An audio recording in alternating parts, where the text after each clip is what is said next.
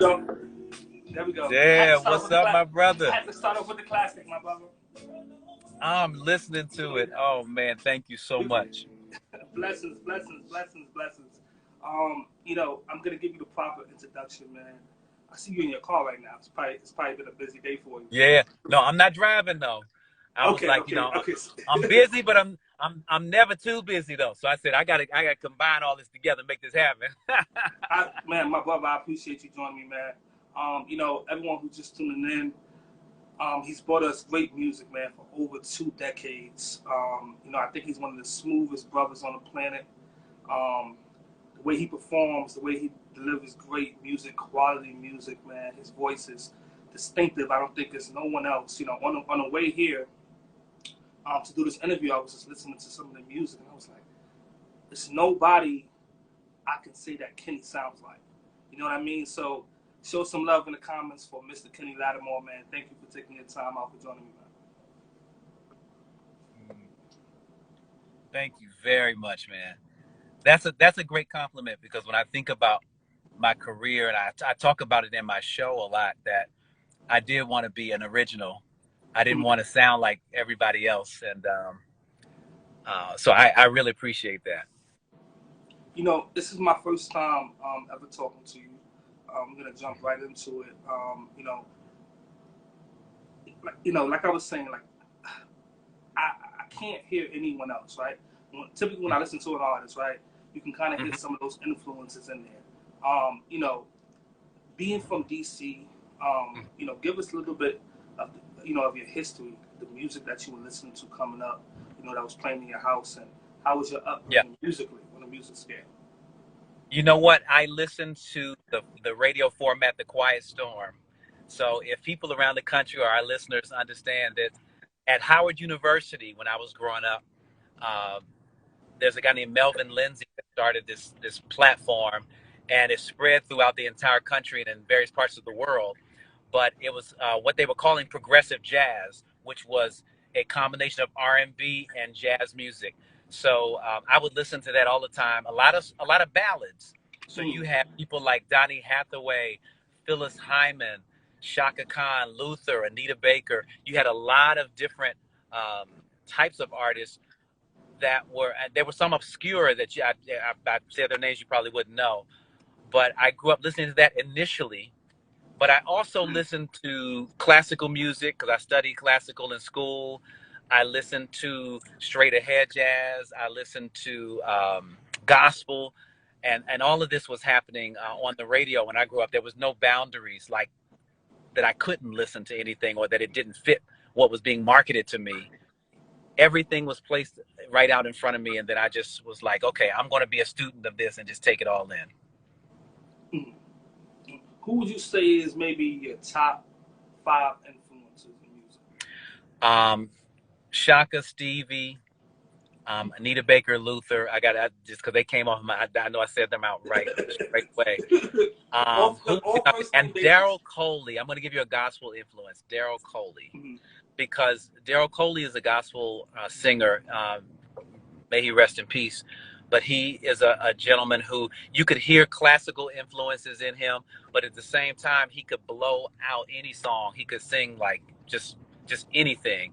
Um, but I'm hoping that gave you your answer. I mean, those five are probably my top ones that I could think of. Right, there's so many more that influenced me. Anytime that when Jennifer Holiday came out, Stephanie Mills. I mean, the different artists like that I took bits and pieces from, and I'm mentioning a lot of women because in order for me to have the original or a different sound than me imitating, Donnie and Marvin and all them. I listen to a lot of women sing and some of their nuances, and I think you probably hear it in my falsetto and all that. Mm-hmm. But that's how I developed my sound by listening to a combination of people, but a lot of women.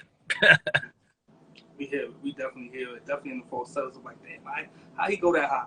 Um, you know, a lot of folks, even in the comments, are talking about for you.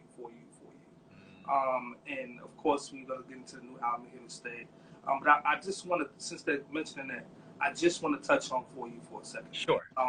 One of your biggest records to date, man. Yeah. It's so timeless. It's played at weddings. I got married recently, October 1st, so it was played at my wedding as well.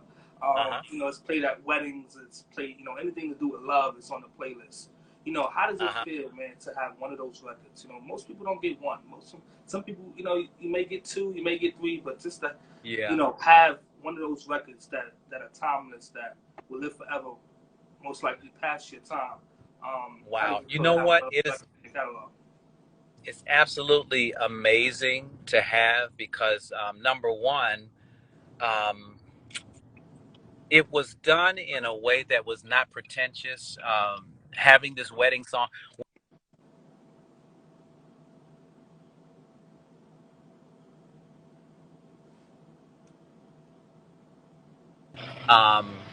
What happened was a buddy of mine, his name is Kenny Leram, and he wrote this song for his wife, or his fiance at the time, Ellen. It was just, he asked me to sing it at his wedding reception. I was like, absolutely. And it was such a beautiful song. I just said, can I demo it? That's what we used to do back in the day. We used to demo songs. And when I demoed the song, I was like, well, maybe somebody will like it or what have you. But when it got to Columbia Records, they were like, this is your hit song.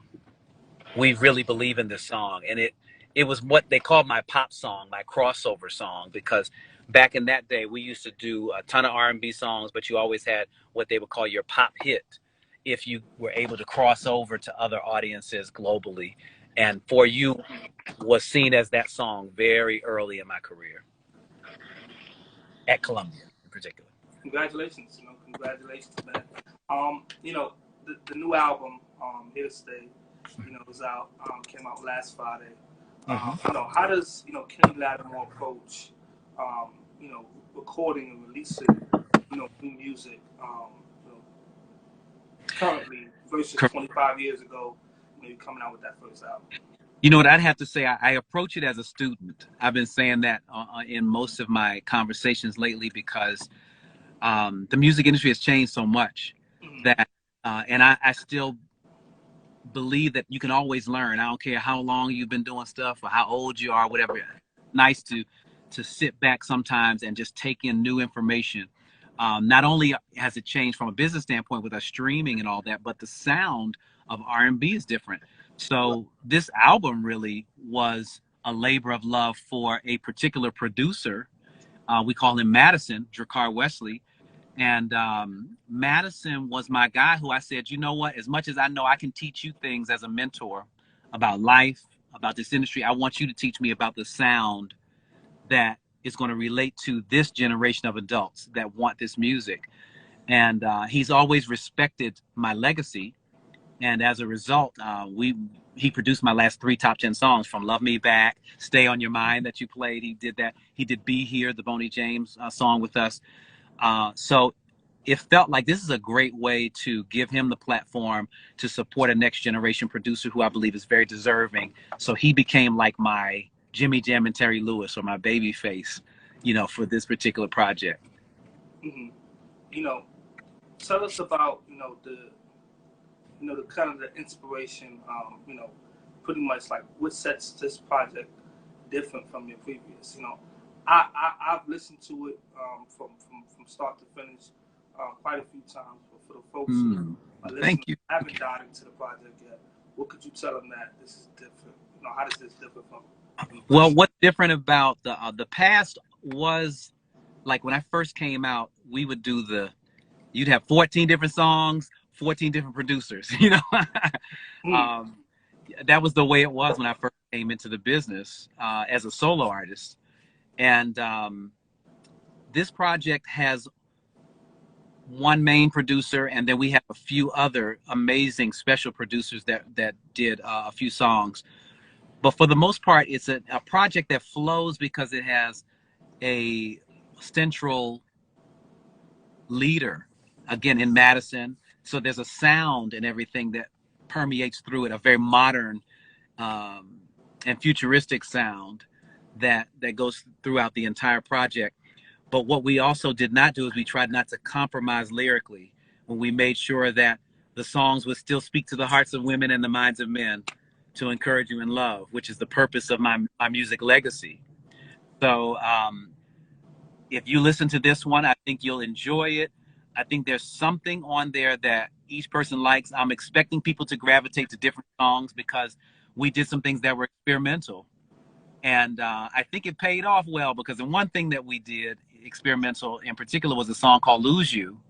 Wow, I was just about to go into that. That's one of my favorite. Yeah, it's, it's a song that when Madison and I were doing it, let me talk about collaboration too. When I was talking about learning and learning from Madison, this is also a project of collaboration, a lot of collaborators, including multi-generation or dual generation producers.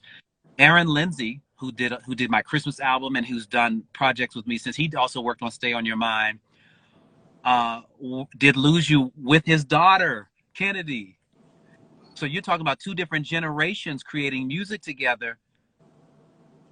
I don't know that that's heard of as much. I mean, and so complete different, and then merging and coming together. And merging it and coming together.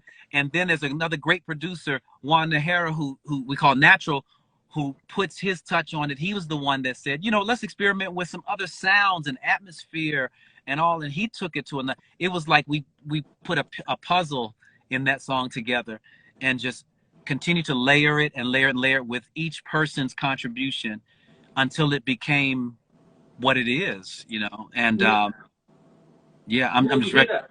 You hear that, Kenny. You definitely hear that in the music, man.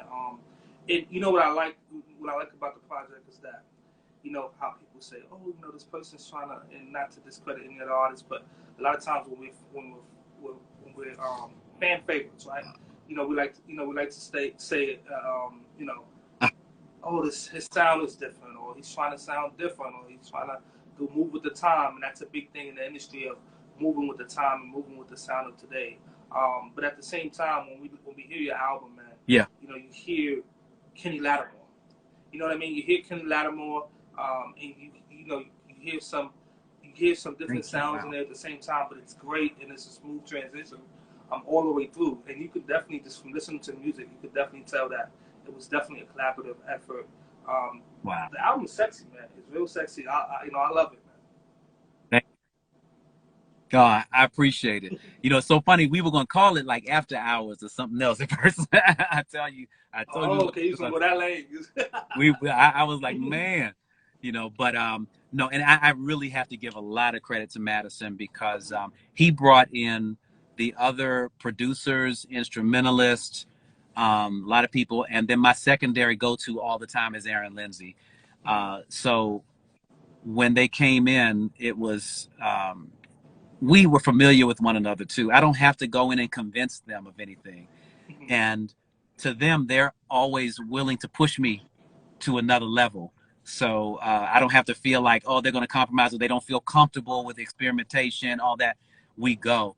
And then we added, I want to give some credit to two other production teams.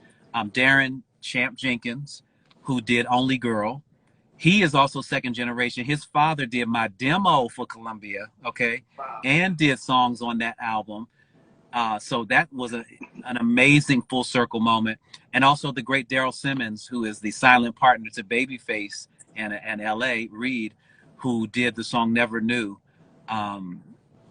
We just had some great people who understood the assignment, if you will. I know people say that about me, but I have to say that about them.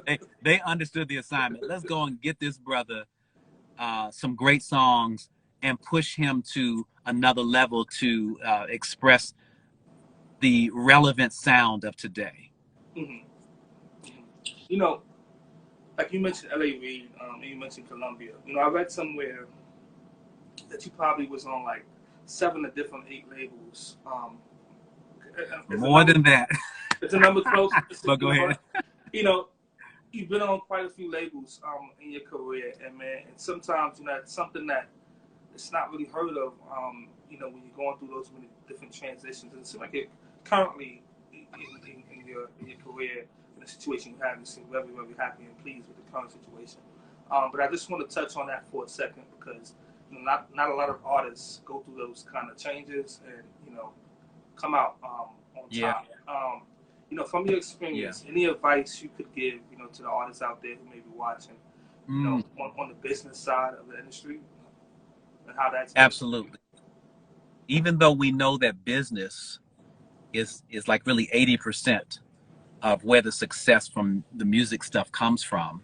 Mm-hmm. I try to tell young artists to remain passionate about what you do. Don't give up the passion for the business, because a lot of times people get frustrated because they're like, oh, this isn't happening for me and I'm not as popular as so and so. We do a lot of comparing ourselves to other people, and it's a head trip because of the possibilities of becoming famous and making a lot of money and all that. And we begin to equate our success with those things, and we lose the passion for what we actually do. And what I try to tell people is just remain passionate about whatever you do, because there's something about having peace and happiness that is above all. So that when you go in to make this music, you go in with a freedom that I think people hear and they get back from what you've created. But there's sometimes we get self-indulgent, and I understand, and I'm not telling people don't make albums like this, but we go in and you got to ask yourself, who are you making the album for? Am I making the album for me? Am I creating for me? Or am I creating for other people? And balancing it. There are times when I've made certain songs for me. I try not to make an album completely for myself. I try to consider the conversation. We have to remember that in order to be blessed with greater platforms in music, it's a conversation. It's you and it's your fans. It's not just you in a room by yourself, sharing your story. So we got to keep balance in all those things and keep passion. That would be my rule of thumb.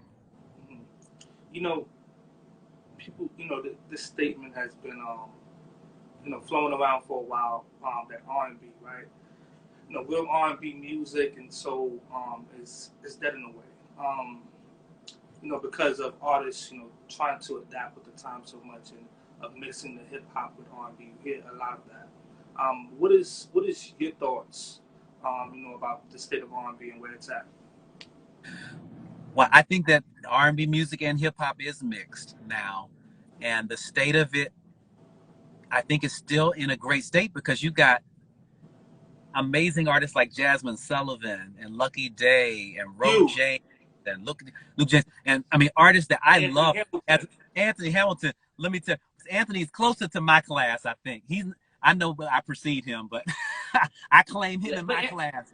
Anthony was like what, 99? He was 99. Yeah, so that was maybe 3 or 4 years, 4 years after. But so Anthony was a freshman and he was a junior. Yeah. Yeah. But you know what I think about Anthony also had been in the industry for a while. Everybody hadn't heard him.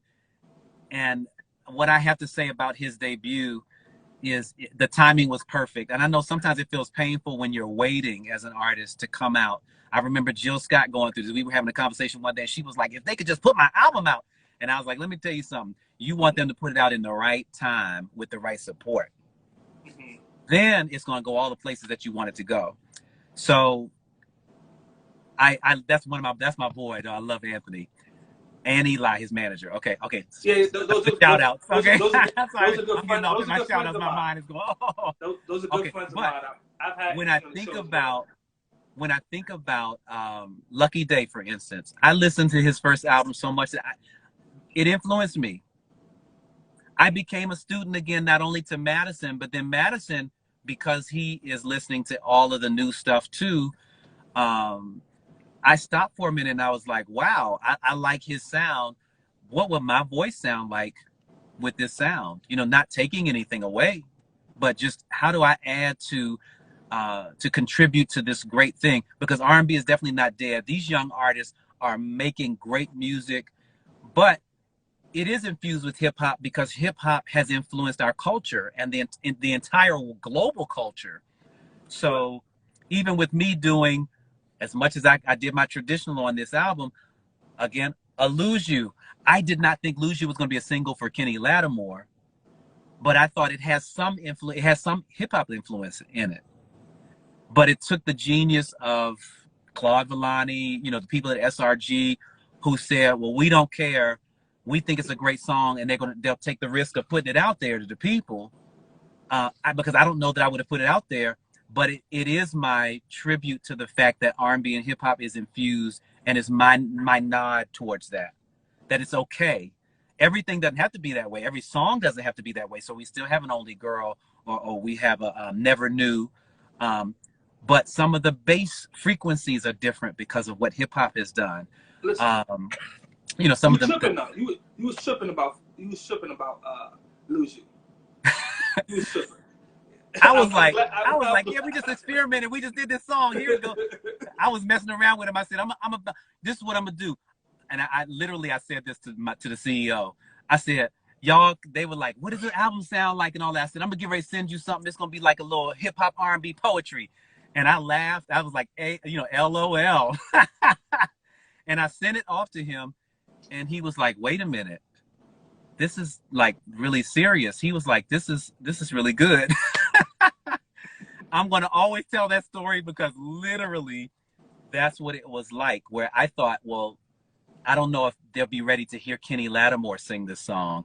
But he was like, no, I still hear you. It's still authentically you. You didn't compromise. Because that's the one thing I didn't want to ever do.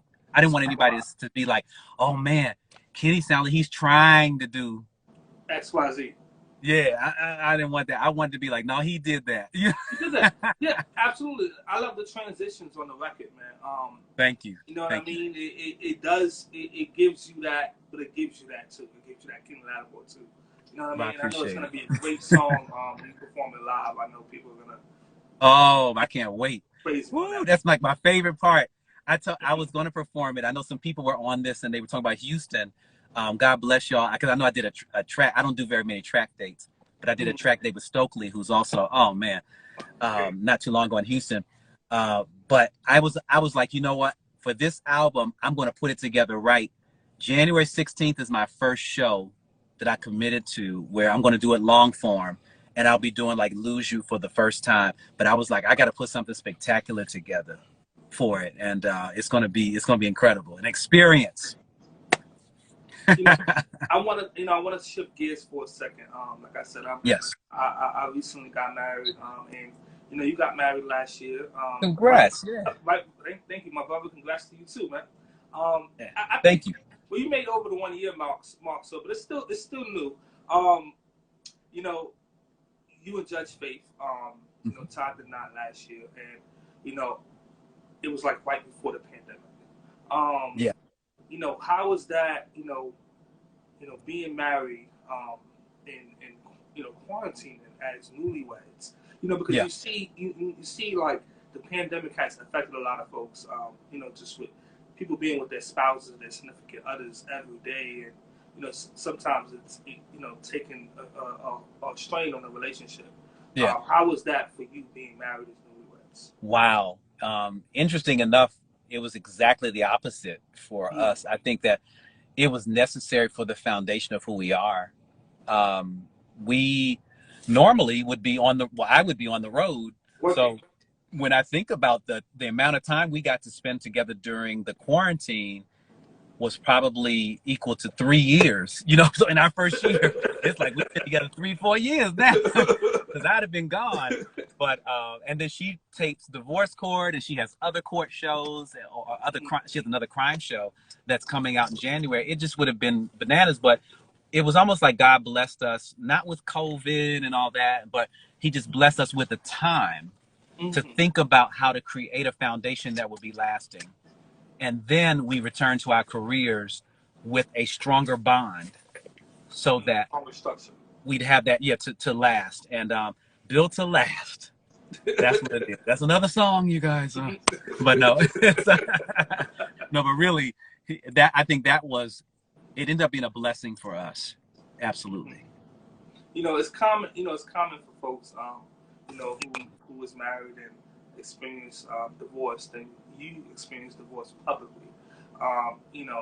Not to want to go through marriage again. Was that ever? Oh, and of course, for some years you were, you weren't maybe was saying, maybe it wasn't, but we've seen some years for you in the gap and you getting remarried again. Was that something ever Yeah. for you of being on the fence about going down that road? Nope. You know what? I knew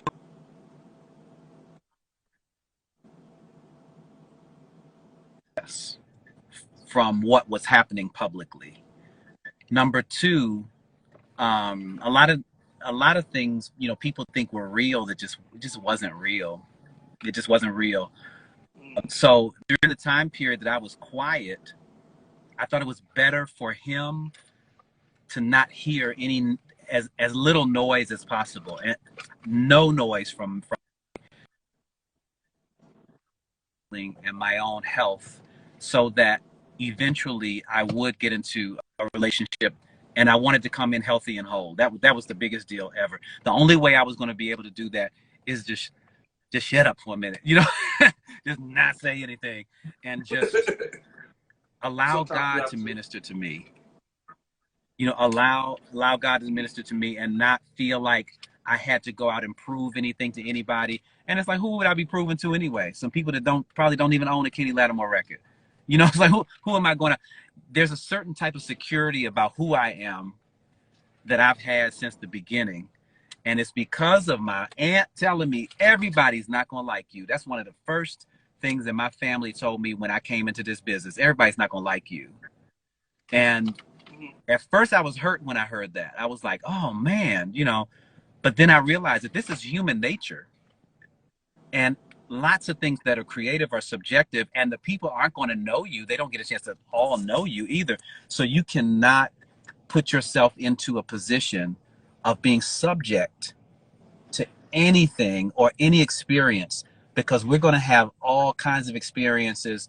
And the one thing that I know that you know as well is, although we go through challenging things and divorce, but divorce does not disqualify us from Mm-hmm. loving again. And that was a beautiful thing to believe, but then it was also a greater beautiful thing to experience once I came out of that, and Faith and I found each other. How did y'all? I've seen quite a few interviews. How did y'all meet? Mutual friends. Had a mutual friend introduce us, and we were like, oh my gosh, maybe we should get together. I was like, yeah, let's do lunch or something. We got together, we did lunch, and at first I have to admit, I didn't think that she liked me at first. And what I realized was that I'm with a clear in her thinking and all that. And because the only reason why I thought that is I wasn't getting the flirt back. I wasn't getting the hair toss and I wasn't getting the eye from in the beginning. And she was like, "Well, I'm just meeting you." I was looking for the signals, and it's so funny living out here in LA. I was used to getting the signals, Right. Right. but she didn't give me the signals right away. She was very conservative. She was sweet as pie. She was really nice, and in the end, that ended up being refreshing. I was like, maybe I should take a couple steps back Mm-hmm. and just reapproach and make sure that I am getting deeper into the quality of things and not just the flirt and the initial attraction and all of that. Because although that is exactly what is attraction, attraction may not always keep you.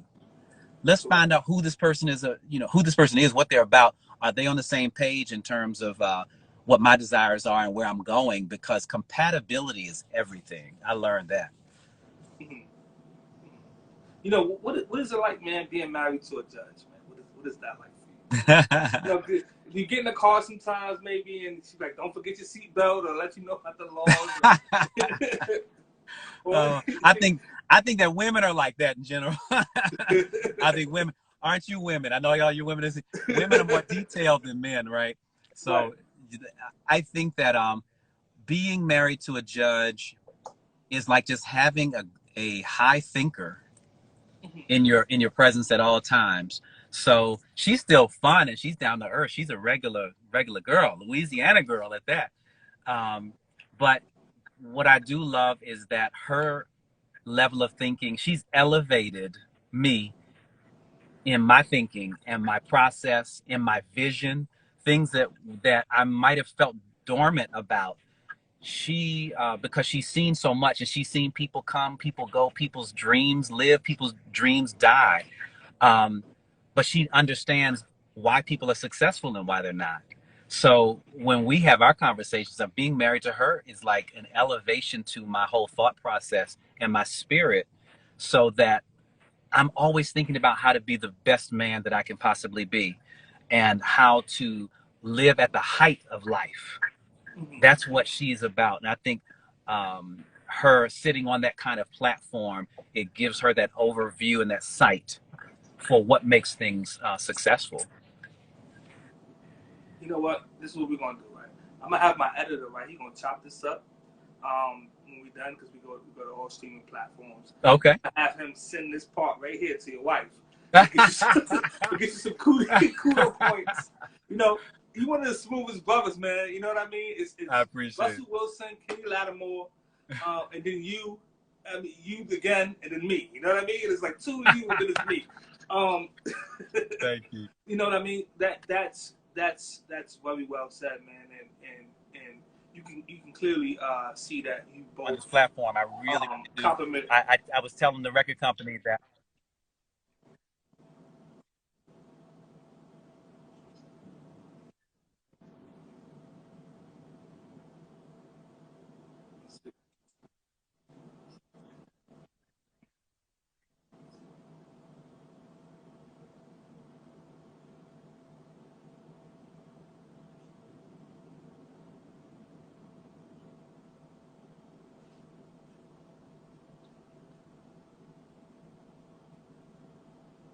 That's the LA for you.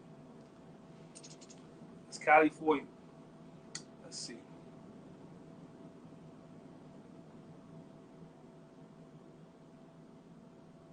We're gonna try to get him back in.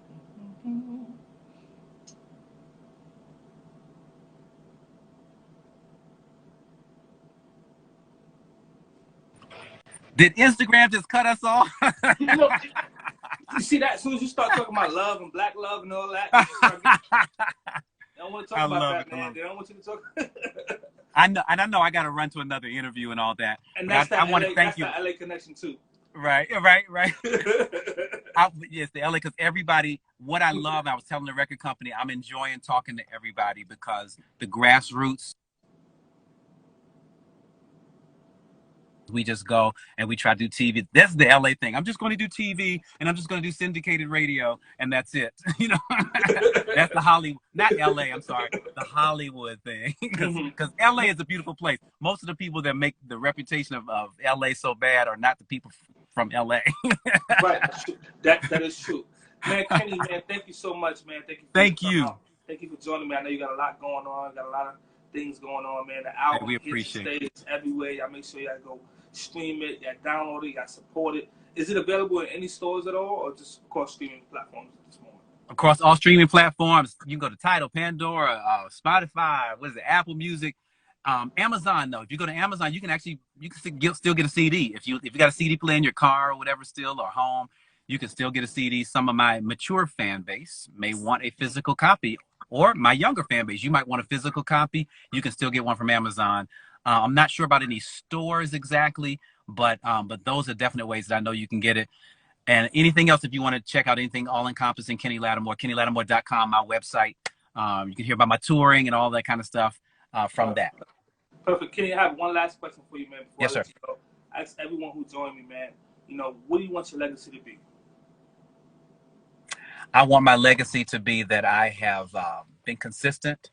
My consistency is what sold you. That's in the song. That I've been consistent, a sincere soul, and that I truly loved and gave the absolute best of me in everything I did. Perfect. Thank you, my brother, man. Thank you once again for joining me. Kenny Lattimore, KennyLattimore.com, correct? Yes, sir. KennyLattimore.com. I can go there for all the tour dates and everything like that. And make sure you get that out here to stay, man. Thank you, my brother. You be safe. Blessed to you and your wife, man. Peace. Thank you. You too. To you too.